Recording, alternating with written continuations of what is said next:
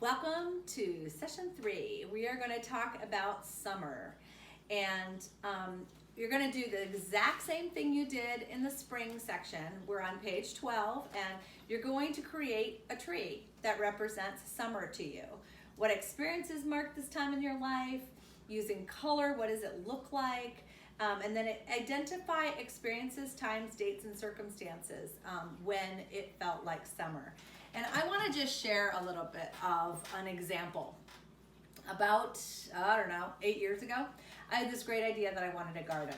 I wanted some carrots and lettuce and some fresh vegetables, and we usually get a good amount of rain here in Wisconsin as well as sun in the summer, and so I thought it was a great idea.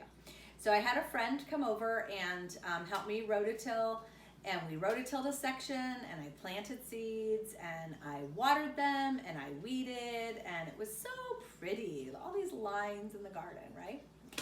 And I was so hopeful. So it was really like spring, although spring in Wisconsin is usually not nice enough to actually plant your seeds yet, so it was probably June. So we went on vacation for about 2 weeks. Never thought a thing about it. Hadn't had a garden since I was a kid, and my parents really had taken care of it. When I got back, the weeds were so high. I didn't know what was weed and what was a real plant, what had potential of becoming a plant. And I just remember I think I actually started weeding, and I thought, there is no way. This is big, this is overwhelming. And it was very green. There was a lot of growth, but it was a lot of work. And so oftentimes, although summer is this time of celebration, I think the 3 words are development, growth, and life. I think there's a lot of life in summer. We have sun here in Wisconsin. We have green grass. We do a lot outdoors. But also there is this other part, which is there's a lot of work. And if we think of a garden, tending the garden, planting the seeds is the fun, hopeful, joyful, expectant kind of part of the project. But the actual work to get a good, healthy carrot at the end of the season, that takes a lot more time, and it takes this development and this process, this weeding and watering and nourishing. And I think that that's what it's like in our lives. I think that's what summer is like. So I encourage you to think about times in your life where maybe you were in school, maybe you were doing an online class and really developing yourself. Maybe you were working out, getting in shape, changing your diet. Maybe was that season or is that season with your kids where you are just pouring into them, that early preschool, pre-elementary school time where it just is, it's consistent, the same every day, hard work. So that's what I want you to think about for summer. What are those times in your life? When were those times? What marks those times for you?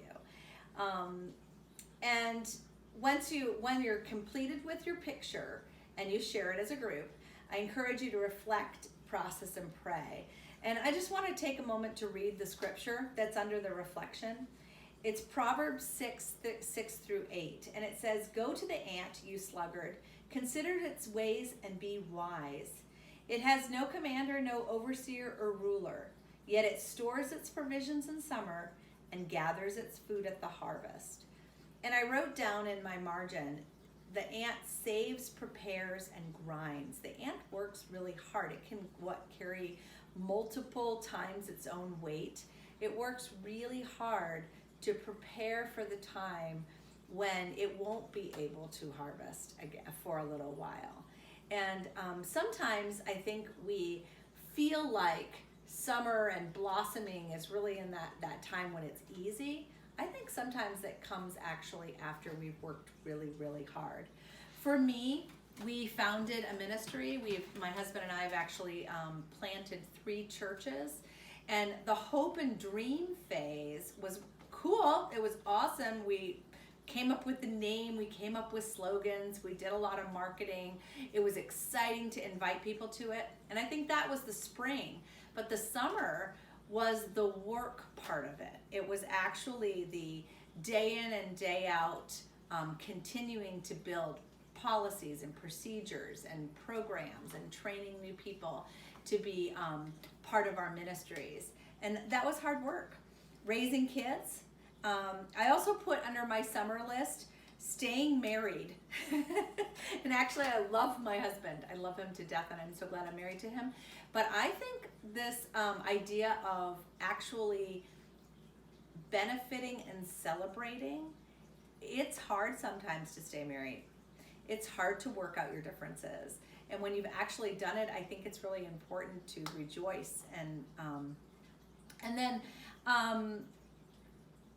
we also founded a nonprofit, and I started writing books, and just 2 years ago started to do some production design on the movies and work in the art department of our movies.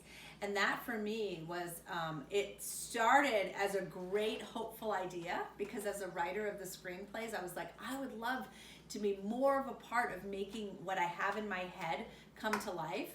And so that was definitely that dream, that excitement, that new energy entrepreneurial part of it. But then when it got to the summer part, it was like, oh my gosh, this is real. I got to do this. I got to figure it out.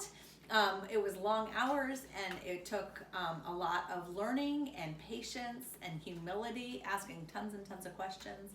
So as you reflect on your summer season, what does that look like for you? What do you think of? What comes to your mind when you think of summer?